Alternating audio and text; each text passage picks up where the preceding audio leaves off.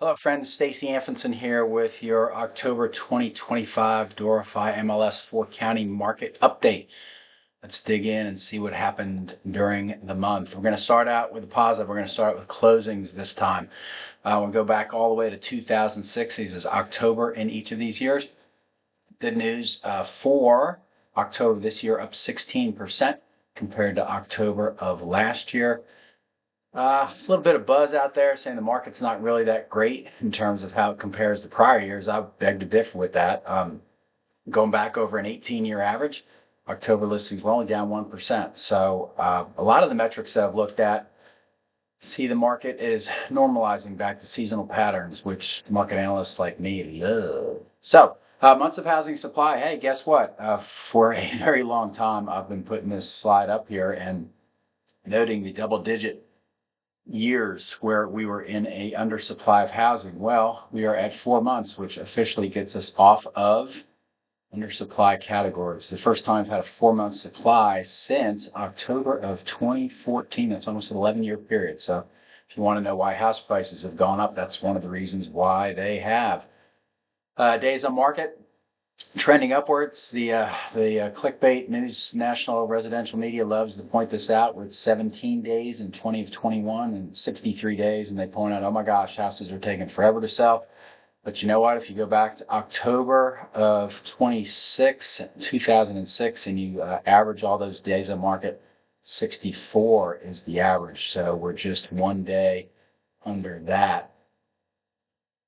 Now, a couple graphs here. The blue line is the 30-year fixed rate mortgage, and the red line is the monthly principal and interest payment that you've got. So it does look a little bit like an EKG. And the reason I like the red line is it kind of quantifies what sales prices are, because most people now have kind of a monthly payment deal for what things cost. So yeah, you can say that the average sales price goes up or the median sales price goes up, but I like to look at it this way from a monthly payment standpoint. So October this year, applying the national 30-year fixed rate mortgage to the average sales price, the monthly PI was about $33.75. That was up 2% compared to September. But if you train your eyes to go all the way back to April of 2024, you can see it was $37.25. So house prices have gone up since that time. And if you look at where we were in August of 2025, we're almost down $300 a month. So that was specifically due to the rate drop that kind of caught us all off guard. So obviously, practitioners love to see mortgage rates going down. Their influence on house prices is really, most of the time, it gets more buyers in the market, but it also increases house prices. All right, back to our inventory one. I usually start with this. The teal line is the total inventory. The blue line is the number of resale listings, end of month listings. So October this year is up 43% compared to October last year. But once again, going back all the way to 2009, 2010, we're down 44%. And as I've stated numerous times, with this slot, our population has increased. So that's another reason why house prices have gone up over that period. All right, now we're going to pick on the new home market a little bit, but first off, we're going to start with the overall market. National media, again, is focusing on how many listings have price drops, and they're saying, oh, the world's falling because everybody's having to drop their price. Well, you've heard me speak about this before. If sellers did not adjust their price downward to market conditions, we'd have a stuck market, and that's bad. So these percentages on the left are October end of month listings that have had at least one price drop from original. There's the COVID years of 2020 and 2021. But you can see the normalization is probably in the 40 to 55%. So that's pretty neat. Let's focus a little bit on the last 3 bars. End of month new home listings within DMLS. 46% have had at least one price change. 57% of resales have had at least one price change, and we're going to dig into that a little bit. United States, only 23%. So our price cutting here is at a higher rate than it is in other parts of the country. We're not going to try and explain that in this video. So let's look at the new home market. We're going to pick on them for a little bit because I call them the elephant in the room.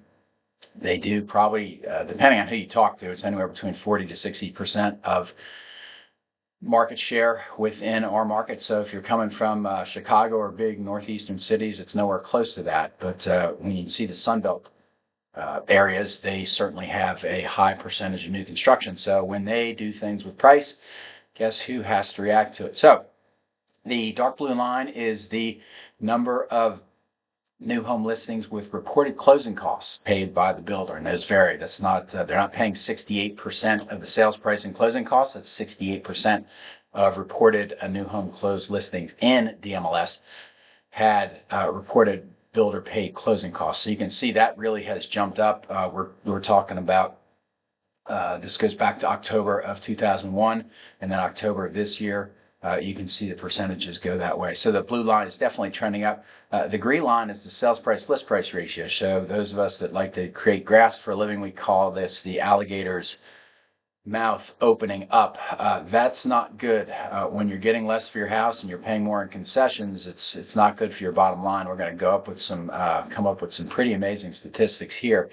D.R. Horton is really the number one builder nationally. Lennar is probably number one here. Searching for their reporting, are all publicly traded companies. Lennar was the only one who came up with the following statistics, so thank you for that. Bullet number one up there, 14% of the sales price was attributed to the mortgage rate buy downs during the third quarter of last year. That's a lot. Especially if you apply that to their $418,000 sales price in DMLS, that comes up to $58,000. The question we have, and you can ponder this on your own, is that house really worth $418,000 if it's got $58,000 worth of incentives in it? Hey, these incentives clobber gross profit margins. Look at number 4. Third quarter 2024, Lennar reported gross profit margin at 22.5%, and it went all the way down to 10% in the most recent quarter. You've heard me dollarize this before, so using Lennar again as their current mortgage programs that they've got out there, most of them have like a 5-year arm. So if you apply what they're currently offering to that $418,000 sales price, that's a $34,000 savings over a 5-year period. So that's where the old resale sellers have had to react, and that's why you see such a high percentage of resale sellers starting to drop price. All right, let's wrap this up. Thank you for your attention. Number one, increased inventory provides buyers with more options. Yes, that's absolutely great. We love that. Now, number two, national builder price drops plus financing or benefits to buyers. I put a question mark there. That's something on the front end. It absolutely looks like it does. But where does it go on the bottom line as we look at number three? Are new home sales prices inflated by below market financing? Good question. Really good question. Price drops in builder financing are forcing resale sellers to lower price. You saw that percentage cut there. And then I would suggest, or I'd counsel all people listening to this to counsel your buyers and sellers as to end of year national builder sales incentives, because they're going to be there and they may be more aggressive than they are right now. So that's all I've got for now. Thanks for hanging out with me. Here's my contact information. And if you like this video, please click on the like. I appreciate everybody subscribing to it. And this is being recorded prior to Thanksgiving. Wish you all a happy Thanksgiving. These are the services that I provide. I've got capacity in each of those. And I will see you next time. Thank you.